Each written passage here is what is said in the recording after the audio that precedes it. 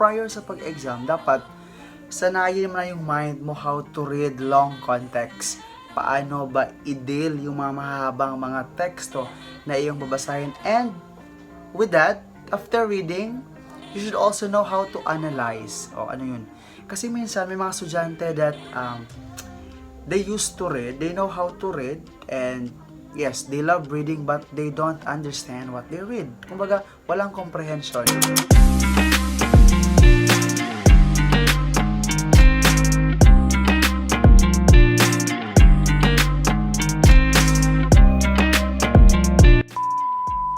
What's up guys, this is Emmanuel and you're back in my YouTube channel. So for today's video, gagawa tayo ng makabuluhang content na siguradong papakinabangan ng ating mga future LPTs or yung ating mga future licensed professional teachers, knowing na malapit na ang pagbukas ng licensure examination for teachers, and I believe bawat takers ay excited at kinakabahan.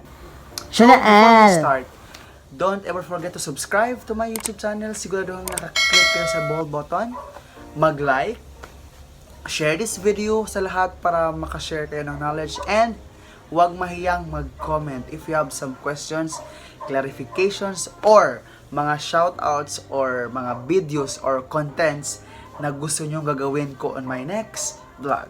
Alright, see you!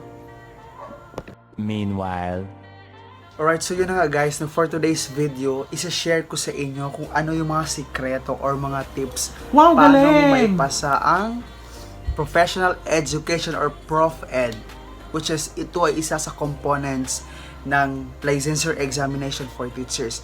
Whether ikaw ay BS Ed or Bachelor of Secondary Education or yung mga gurong nagtuturo sa sekundarya, or you are taking your BE Ed or your B.Ed and you're taking licensure examinations or the Bachelor of Elementary Education, lahat yan is merong Prof Ed.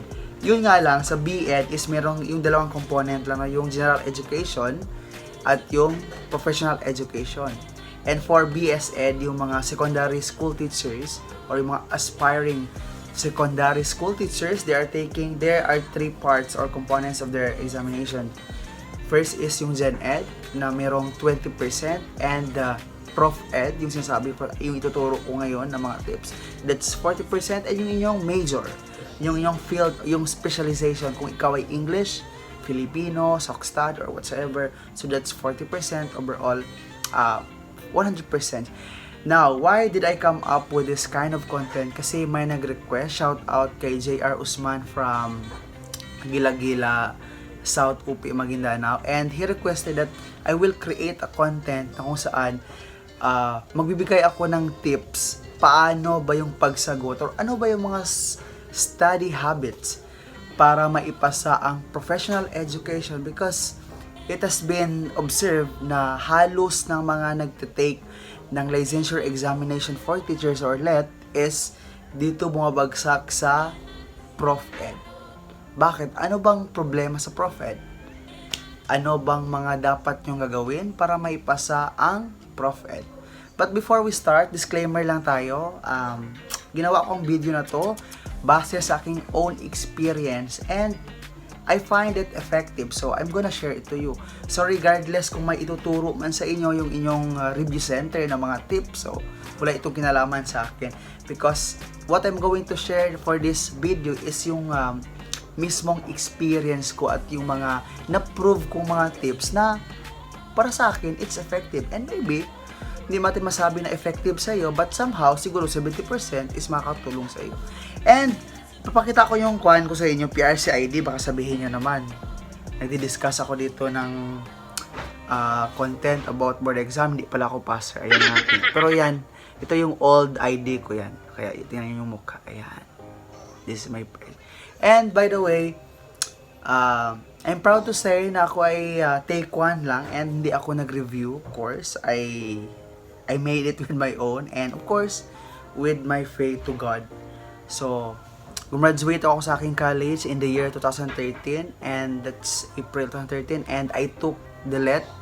That was September 29, 2013, and fortunately, nakapasa naman ako. And I am BS Ed student and major in English. Okay, let's begin! Meanwhile, Alright, so first thing to do is, alam naman natin ang Prof Ed ay ito yung parte ng examination na merong mahabang babasahin. And isa sa mga problema na nakikita ko dito is, yung mga nagtitake ng exam is inaantok, they get bored kasi nga sobrang haba ng context and you have to analyze and kailangan mong gamitin yung reading comprehension mo and yung prior knowledge mo. And most of the time, yung mga tanong kasi dito, it's more on situational. Alam kong suka-suka na kayo sa mga pragmatism, perennialism, operant conditioning, what else? Scaffolding, ano pa yung mga pillars of education, learning to do, learning to be, learning to live together, ano pa? Meron pang values education. We also discuss here about inductive and deductive method. What's the difference between inductive and deductive method, and many more. And most of these questions, kapag ikaw ay nagtuturo, meron kang edge sa pag-take ng exam, specifically sa part ng Prof Ed. Kasi nga, the questions here are based on what? The real scenario na nangyayari inside the classroom. How you deal problems, how you deal your learners, considering their multiple intelligences. Alright, so yun na nga. And let's begin. Alright, so yun na nga guys. So dahil ang Prof Ed is, yung mga tanong dito is mahahabang mga situation like the approach of teacher A, teacher B, how you deal with this kind of learner. So first thing to do is dapat you are wide reader. What is wide reader? So dapat we used to read. Prior sa pag-take ng board exam, dapat sinasanayan natin ang ating mind to read. Kasi nga, it's more on reading. Kasi kapag hindi mo sinana yung sarili mo sa pagbabasa, I'm pretty sure, kahit nag-review ka pa, pagdating ng, kasi you're not sure na lahat ng gi-review sa inyo is lalabas board exam. Most likely, hindi yan lalabas. Kasi yung review center is, parang ititrain lang kayo, although may lalabas, but not all. So you really have to do something to pass the board exam. So yun nga, you should be a wide reader. So paano yun? So prior sa pag-exam, dapat sanayin mo na yung mind mo how to read long context. Paano ba i-deal yung mga mahabang mga teksto na iyong babasahin. And with that, after reading, you should also know how to analyze. O ano yun? Kasi minsan may mga estudyante that they used to read, they know how to read, and yes, they love reading but they don't understand what they read. Kumbaga, walang comprehension. Kasi nga, Prof Ed, it's situational. Therefore, kailangan mong i-analyze yung mga scenario na ibibigay. Kasi most likely yung mga tanong is, Teacher A is blah blah blah. Like, Teacher A is using videos in her teaching. So, what teaching strategy does Teacher A use? So, something like that. So yan, A, pragmatism, so parang ganun. B, deductive method. C, inductive method, something like that. So, kaya nga sabi ko, I really advise this that memorization is not enough. Kasi may mga nagtitake or nagre-review for their board exam that they just simply memorize what they read. Kasi ang question dyan is, are you sure that the same question ba itatanong, or should I say, the same construction ba ng tanong ay tatanong sa'yo? Hindi. You're not sure with that. So you have to analyze. For example, about pragmatism or about scaffolding. And we know scaffolding, it has something to do with assistance, di ba? Assistance ng teacher, assistance ng parents. So dapat alam mo yung keywords, yung key points doon sa philosophy or philosophical theory na yon. Ano bang meron sa theory na yan at paano siya ma-apply in real life situation, especially inside the classroom. So ganun. Huwag lang simply i-memorize mo what is pragmatism, what is scaffolding without understanding. No? What does it mean? Ano ba talaga?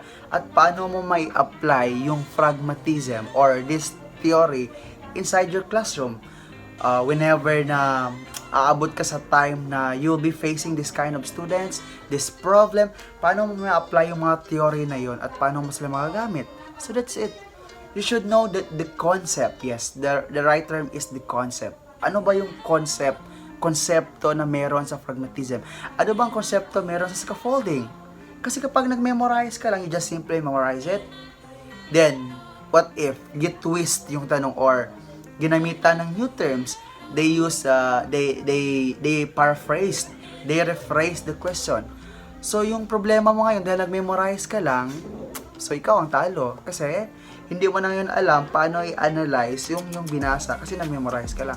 Whereas, kapag you understood the concept, kumbaga, ginamit mo yung mind mo how to conceptualize or ano ba talaga yung pakahulugan ng pragmatism or scaffolding. So, I'm pretty sure, kahit mabaliktarin pa man yung tanong or gagawa ng iba't ibang mga situation or scenario, kasi nga situational, it's more on situational. So, 99.9% alam mo ang sagot. Okay? 99.9%. Then, another thing is, so I'm talking this in order na to ha, kasi wala namang proper steps kung paano talaga. So I'm just sharing what I think effective, yung mga effective strategy how to pass.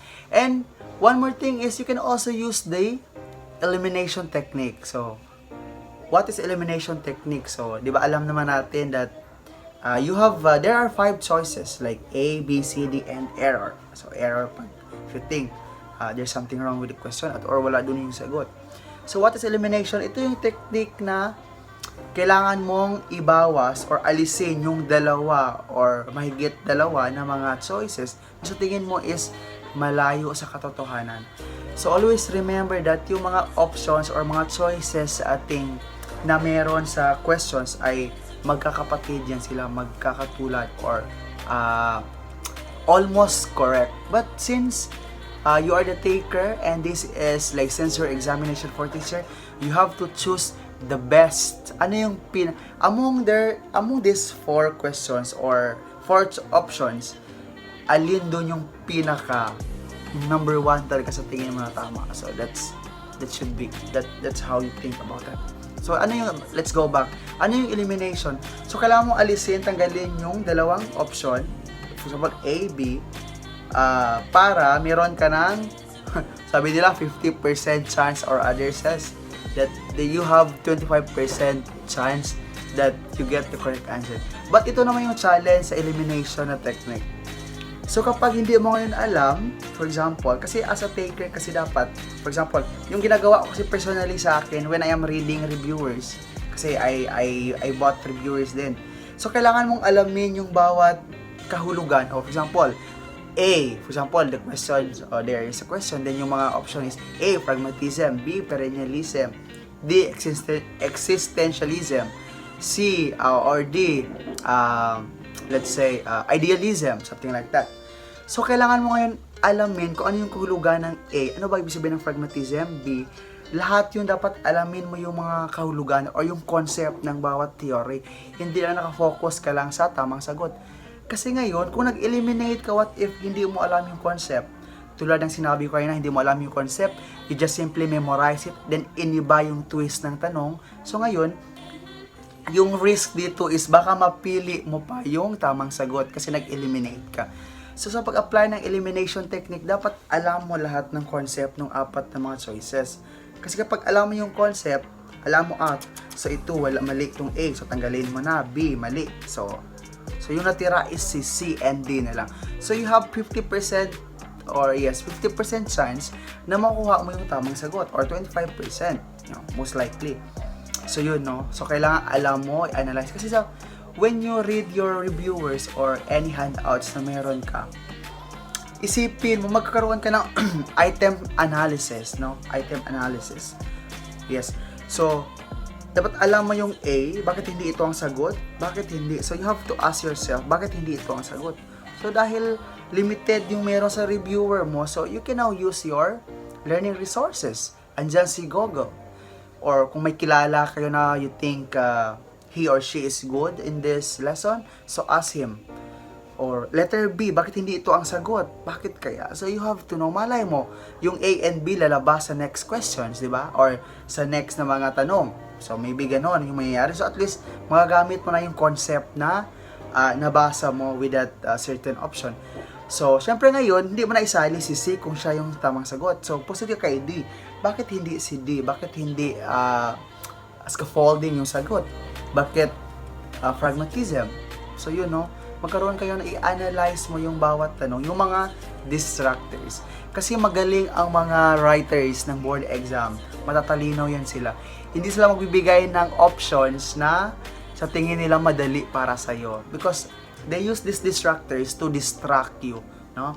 Para i-distract ka para mawala. So kung hindi ka ngayon nag-analyze, hindi ka nag-conceptualize kung ano ba yung concept ng theory na yun, I'm pretty sure 99.9% mawawala ka and it end up with the wrong answer. So sayang na yun. Kung na-miss mo isang sagot, malaki na yung bawas sa percentage ng iyong score. So yun. So that's it. Alright, so yun na nga guys. So let's continue. So may nagtanong sa akin once na isang estudyante that, Sir, because somebody says daw sa kanya na no need daw mag-memorize sa prophet. No, kailangan mo din mag-memorize most likely sa concept. Sa concept ng theory na yan, you have to memorize the concept, and if there are questions about RAs, for example, Republic Act, o ganun. So you need to memorize the number. Anong RA yan siya, you need to memorize it, and at the same time, kailangan mo i-analyze, kumbaga, conceptualize. You know the concept, not just simply memorize, but you should understand deeply the concept. Ito yung always ko gina-emphasize sa inyo ang concept. For example, pag sinabing scaffolding, ano yung concept nito? It's assistance. So something that's the concept. Kung ano yung pinakalaman, ano ba talagang meron sa theory? Ano yung concept na meron sa theory na yan, 'di ba? Kapag operant conditioning, anong meron dyan? Of course, anong concept meron? Andyan si rewarding and punishment. Di ba? Andyan yung mga rewarding and punishment. That's the concept. Yan yung pinaka-key points na meron sa theory na yan. And yan yung kailangan mong i-conceptualize, i-analyze. So that when time comes na maka-encounter ka ng mga questions which are situational, so you can apply the concept. Kasi most likely yung mga situation is i-base lamang dyan sa concept or sa theory na yan. So if you fully understood the concept, not really you memorize the meaning of pragmatism or scaffolding, but you know the concept, so safe ka na ngayon. Kasi alam, kahit baliktad-baliktad rin pa yung situation, alam mo na kasi, it's an assistance. Something like that. Then next is, you should be what? Relax. Kailangan mo mag-relax. Huwag ma-pressure. Kasi, at the beginning of the test and pressure ka na, kumbaga hanggang matapos yung pag-take mo ng exam, depressed ka, and you must be positive, like I can do this. Kasi once kasi na-depress ka and nag-overthink ka na I cannot do it, dapat positive lang, positive, relax. Kasi nararattle pag mag-rattle kayo, yung mind nyo is parang naapektuhan yung mind nyo, parang the questions are dancing, parang ang gulo-gulo ng mind mo, very chaotic. So, dapat relax lang. Come what may. And, you have to pray. Ako talaga, I always believe that in passing the board exam or any board exams, kailangan nating magkaroon ng faith. And, I believe na yung formula is 50% from you kapag nag-aaral ka talaga. So, di ba, nasa Diyos ang awa, nasa tao ang gawa. So, 50% kay God. Gaano ka man ka-prayerful, kung hindi ka naman nag-exert ng effort, Diyos ko Lord, huwag ka na mag-take ng board exam. Wala ka naman si Lord mag-take ng board exam para sa'yo, di ba? So ikaw, but our Lord God is just beside you to guide you. Pero it's still your choice to pass it, and it's still your effort to thrive how to pass the board exam. Okay? Alright, another thing is, ito pang tips. So, for example, you're done with conceptualizing, nalaman mo na or you already familiarize the concept of this theory, of this theory, this scaffolding or pragmatism or operant conditioning. Then alam mo na yung concept na yun, you have to situate. What is situate? So, gagawa ka ngayon ng mga situation, ikaw mismo, from you, gagawa ka or mag-iisip ka ng mga situation ngayon na sa tingin mo, pwede kang kagamitan ng theory na yon, di ba? You have to create your own concept. Then, pwede mo ngayon siya i-compare sa example na ginamit sa questions ng iyong reviewer. So you have to situate question like, paano ko ba may apply itong theory na pragmatism? Or paano ko ba may apply ang realism? Sa anong situation, sa anong classroom scenario ba na pwede kong ma-apply ang scaffolding? So something like that. You have to situate. You have to put yourself in a situation wherein you can apply such theory. Kasi kapag you know the concept and you know how to make an example or situate a scenario na pwede i-apply yung theory na yon, again, 99.9% na hindi ka mahirapan sa exam, and you will surely pass the licensure examinations for teacher. So alright, so I guess I have said a lot of tips. First, you have to read and read. You should learn how to love reading. Pag inaantok ka, kasi ako dati, may umabot din ako sa point na I got asleep when I'm reading. What I did is I'm using my intrinsic, another clue, intrinsic motivation. Kasi kapag extrinsic motivation, ito yung mga tao na nag-motivate sa'yo like, you can do it. So, your parents, your family, your friends, your co-teachers, that you can pass the exam. But for me, the most effective one is the intrinsic, yung motivation na mula sa'yo like, kailangan ko tumapasa. Pag inaanto ka, you have to uphold your intrinsic motivation. I have to pass this kasi anong mangyari sa future ko, di ba? Baka pagtatawanan ako ng aking kapitbahay if I fail this board exam, di ba? Parang, whether you like it or not, you have to challenge yourself. Kailangan mo i-challenge ang sarili mo na dapat kaya mo. But not to the extent na mape-pressure ka naman. That ends with depression, stress. So mahirapan ka, it will affect your exam. So ganoon na dapat you are trying to motivate yourself talaga dapat. So yun. So dahil doon, kapag na-challenge ka na and you have that intrinsic motivation, so you will surely love reading. And you have to situate. Kailangan mong magkaroon or mag-conceptualize ka or mag-isip ka ng mga scenario wherein you can apply this kind of theory. And next, you have to pray. Kailangan mag-pray. Mag-pray tayo kay God or kay Allah or sino man dyan na we believe in. So mag-pray tayo that they will guide us or He will give us wisdom. Kailangan natin ng wisdom talaga. Hindi lang knowledge but wisdom. And you have to relax. Just relax, no? Kung hindi mo alam yung sagot, then piliin mo yung pinaka sa tingin mo na malapit. Don't pressure yourself. Baka mapektuhan yung ibang items, then maabutan ka ng time. So, sayang man din. Although, you are given enough time naman to answer every question. And of course, you must prepare. Dapat prepare tayo ahead of time. Huwag ka magte-take ng board exam that you are unprepared financially, morally, mentally, spiritually. Dapat lahat ng aspeto is we are prepared. Kasi kapag you are prepared, walang problema, you are stress-free. Kahit gano'n kahirap ang exam, you can surely read it, you can surely answer it because you are relaxed and you are confident to pass the board exam. So, that's all for today. I hope you've learned something. If you have some question, clarification, please don't be shy to comment down. And 100% kung sasagutin yung inyong mga questions or any clarification with regard to answering questions in professional education or profit. Again, don't ever forget to like, share this video, and subscribe to my YouTube channel para updated pa sa mga susunod pang video na siguradong makukunan nyo talaga ng wisdom and knowledge. Goodbye everyone. So, advance congratulations sa ating mga future LPTs.